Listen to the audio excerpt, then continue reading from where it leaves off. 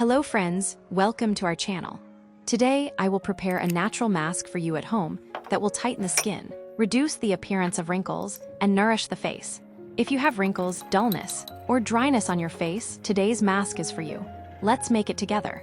In today's video, we'll make a natural mask that will moisturize the skin, increase its elasticity, and give it a healthy look. This mask nourishes, firms, and helps the skin look younger. So this mask is for anti-wrinkles, for tightening the skin, for dry and dull skin, for increasing elasticity, for nourishing the face, for improving skin tone.